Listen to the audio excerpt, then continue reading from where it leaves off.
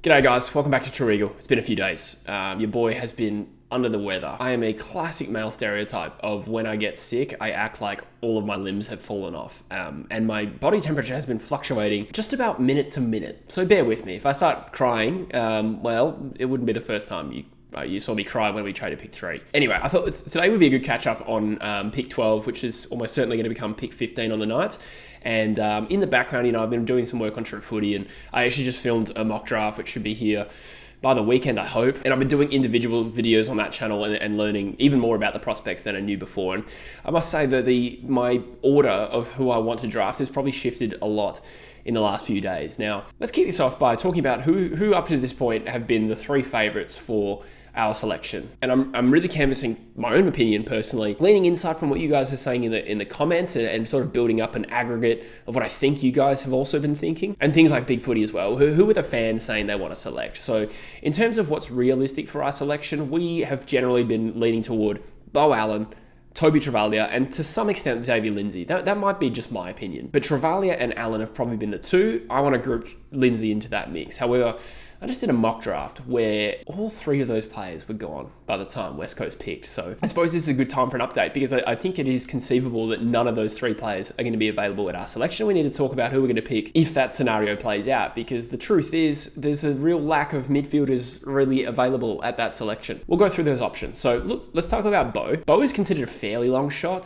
to make it to our pick, I would have thought. It is possible. We've got pick swaps to consider. But I think, Melbourne, Richmond, St Kilda, all with multiple picks there, could look to, diversify their picks by taking someone like a Beau Allen, who does have a point of difference. Haven't seen too many mock drafts have him get to us, maybe one. Let's just assume he's probably out of the picture. Same thing with Travalia, St Kilda, Richmond, potentially Melbourne. Xavier Lindsay was the last hope I had of those 3. I think Beau and Toby appeared to be out of reach for our selection for a little while now, whilst not being completely impossible. But there seems to be a suggestion in the last few days that now Lindsay might be in line for one of St Kilda's picks. Now you're probably thinking, how do all these guys fit into the top 14 and other players don't slide down? Well, I've got the mock draft. You can see how it plays out in my scenario. So now I want to talk about who do we want if all 3 of those players are gone. Bear in mind, I really don't want to talk. We're talking about players who play a degree of time in the midfield. In my personal opinion, that is the way we need to go with our first selection. And unfortunately, we're having to make sacrifices like that. And that was probably my biggest concern about trading away from pick 3. I wanted a midfielder. We just have to accept the reality, the fact that we've traded down, and the best midfield prospects we're going to get, with the exception of maybe Lindsay, are also part-timers in the midfield. Lindsay probably is a genuine midfielder, and that is why I kind of want him. So the next 2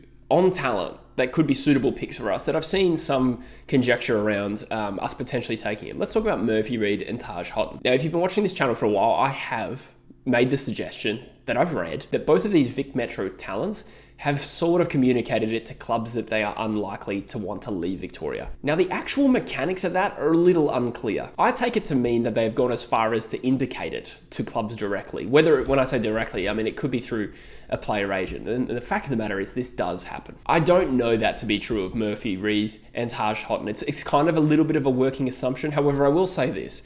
If West Coast do pick either of those players, I will concede that the rumour was wrong, because my logic is that West Coast are unlikely to roll the dice if there has been some sort of communication. Now, is there just speculation because they're fit from Vic Metro? I don't believe so, based on what I've read. However, if we do take a Murphy, Reid, or Taj Hotton, I will conclude that they were not making it clear they want to leave Victoria. However, that is just why I've kind of eliminated it. So let's talk about them as prospects now. Both will be fine for our selection. Murphy Reid in particular was a very well-performed midfielder at the championships, and he showed a real ability to float forward and kick goals. He's small, he's 181 centimeters, provides decent overlap. He's just well-performed. I have seen an interesting article from The Age, which I've referenced a million times, so forgive me if it's getting repetitive, but they had a ranking, I think it was just a ranking at the time, where they actually consulted 10 recruiters, and they said there was a bit of a belief out there that Murphy may not make the transition to being a proper midfielder, and he may just be a smaller midfielder forward, meaning like high half forward who probably rotates on ball. But because he's not particularly quick for a small guy, there are some genuine limitations. So he's a big question mark as to where he goes in this year's draft, but I am becoming pretty confident he'll still be there on the board, and in theory, a live option for us. Like I said, if West Coast select him, I will back this pick in. I have criticised West Coast trades. I will defer to their judgment on drafting, because I acknowledge that they just have so much more information that I do not. And if we draft Murphy Reid, it's not a bad outcome. There is a good chance he becomes a good player at the next level. Taj Hotton is also a player that I really like. However, the 2 question marks on him, like I said, the whole home sickness flight risk thing. He's also done an ACL earlier this year, so that comes with a degree of risk. But I do think there's heaps of upside here with Hotton. He was a player that played predominantly forward, was a good dynamic goal-kicking forward, medium-sized forward. I think he's about 182 centimeters. Then he showed an ability to win the footy in the midfield, and I think high impact per possession player ticks the box. Like, on talent, I'm cool with that. But I think it'll be very interesting to see if either of these players get to West Coast pick and they get overlooked, which is the next scenario I'm going to talk about. Well, that will kind of validate the rumors that are out there, which again, I don't know to be true, but I'm trying to be honest with you. Now, let's say all these guys are live options. Let's say the whole thing is bullshit and Murphy, Reid and Taj Hotton are potentially available. How would I personally rank my preference here? If you include like Travalia, Bo Allen and Xavier Lindsay, players who were eliminated, let's rank how much, well, at least I personally would want to take them. I think Xavier Lindsay is my preference out of any of them, to be honest. I really like the hurt factor that this guy has. It's not just that he's a fairly proven midfielder. He wins the ball inside and out. He's not so small that you doubt his ability to play as a midfielder at the next level. And if he is small, then he potentially just plays on a wing or something like that, and he's good enough to impact the opposition. And run and carry on the outside is certainly something we need. He's my favourite. On talent, I'd probably put almost Taj Hotton second. Maybe third. Let's go Bo. A little bit less risk with the ACL. Then maybe Taj Hotton after that. Then Travalia. Then Murphy, Reid. So, I mean, this is one man's opinion, but that is how I currently rank it. But in the hypothetical scenario where Murphy, Reid and Taj Hotton are not considered live options for us, then there's probably 2 players that come to mind. One of them is Cooper Hines. This is a player I previously talked about as an option for pick 26. I now no longer think it's at all feasible we're going to get him that late. I could be wrong, obviously, but I think he's a late teen selection, early 20s, as it currently stands. Crazy things happen on draft night, but the thing about Cooper is he is in this part of the draft where there isn't a whole lot of midfield options. So if West Coast want a genuine midfielder, Cooper Hines might be the best available, considering we've eliminated Taj Hotton and Murphy, Reid here. Between him and Tom Gross, you know, maybe Cooper Hines would probably be my preference. Bit of a point of difference. Again, a player I've talked about on the True Footy channel at reasonable depth. You know, 190 centimeter, contested midfielder, can float forward and take a mark. Not a player I'd originally forecasted to be a live target for us at 15, but I think it's one of those situations where if we want to pick a midfielder and, you know, once you eliminate heaps of talls and other options like that, I mean, the options really whittle down to a few, and Cooper Hines presents as probably the most suitable. If you wrote our list needs down on paper, he's probably the one that fits it. Well, actually, I'd say our biggest need is running capacity, which he doesn't really offer, but not a lot of these players do. However, Joe Berry does. Now, Joe Berry could be a valid option for us, a Vic country boy. Again, a small forward, so it really depends on your own philosophy here. It would feel weird to spend our first pick on a small forward. However, I'm going to make this case for Joe Berry and the last player I'm going to mention, who is now my favourite. Joe at least plays in a multitude of roles. So he doesn't just play as a close to goal crumbing small forward. That would be kind of weird for us to spend a pick that early, but given that he can play on the wing as a high half forward and off half back, I think these players are fairly important. He's got versatility and is also a goal sneak. So while, you know, small forward does feel weird to draft with this first selection, considering we just traded for Matt Owies, we just have to consider the depth of options we have and who presents. And Joe Berry is not a terrible selection for us, assuming that, you know, a lot of the players that I wanted already are gone, and assuming that you eliminate a couple of the Vic Metro boys. Joe Berry versus Cooper Hines, yeah, it's a tough one. I mean, Cooper Hines is a genuine midfielder. Joe Berry probably adds that running capacity. Tough one. But anyway, I've dilly-dallied around some options just to try and make this fairly exhaustive. Let's talk about one guy who no one is really considering as a chance for this selection. However, I watched this kid at length and I realized, damn, he is so good. And call me crazy, he's now my new favorite. I'm talking about Ollie Hanniford. Now, 180 centimeter, Vic country, small forward. Again, you might think, blah, that doesn't suit us at all. However, watch him. He only moved to the forward line towards the back end of this season, and he had a 5-goal haul, I think, in round 18. And then in the qualifying final, he kicked 6 goals.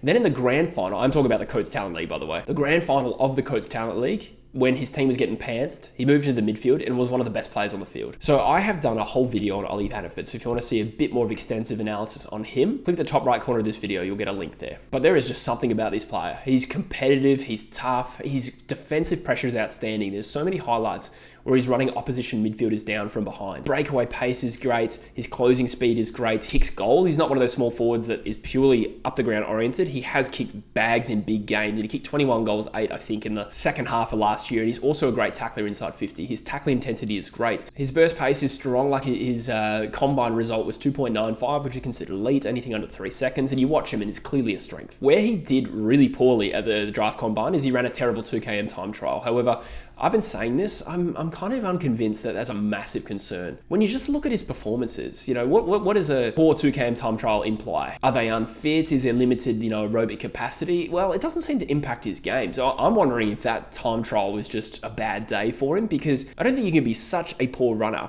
and repeatedly have defensive efforts in games like he does and win like 25 touches and like 8 clearances in a game. Now, is it likely we would take the punt on an Ollie Hanniford? Well, I think we'd probably be, I think, one of the first teams to consider him in the draft. It seems unlikely he'd go in the top 14. Does it seem like a West Coast pick? Well, we do like our Vic Country boys because of the reduced go-home risk, or at least that is the belief out there. But we are in a new era of the Eagles, and if I was trying to make a case to convince someone, yes, West Coast might do this, which I'm not necessarily doing, but, you know, for argument's sake, if McQualter wants to play a Richmond-esque style, then these small, creative, dynamic burst players who surge the ball forward and show agility and get out of trouble, I can't imagine that he'd be looking at him and thinking, no, that's not quite what we need. I think we need more of that, to be honest. Now, we have recruited a small forward, but if you think that Ollie Hanniford could be a really good player, do you simply not draft him because we have Matt Owies? It probably seems a little bit off. Now, don't get me wrong, Ollie Hanniford is not my number one preference out of everyone we've talked about today. I'm probably still quietly hoping for Xavier Lindsay, and then,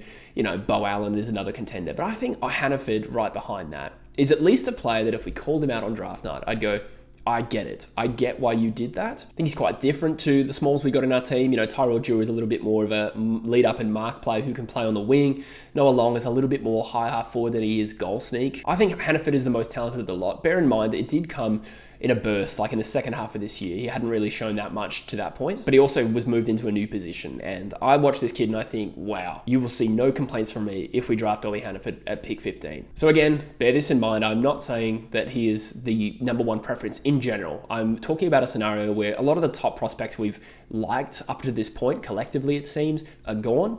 And if, say, the Vic Metro boys are off the table and it's a choice between Joe Berry, Cooper Hines, and Ollie Hanniford, I know who my preference is, but let me know in the comments what you think, guys. Thanks for watching. Thanks for being subscribed. I'll see you in the next one. Cheers.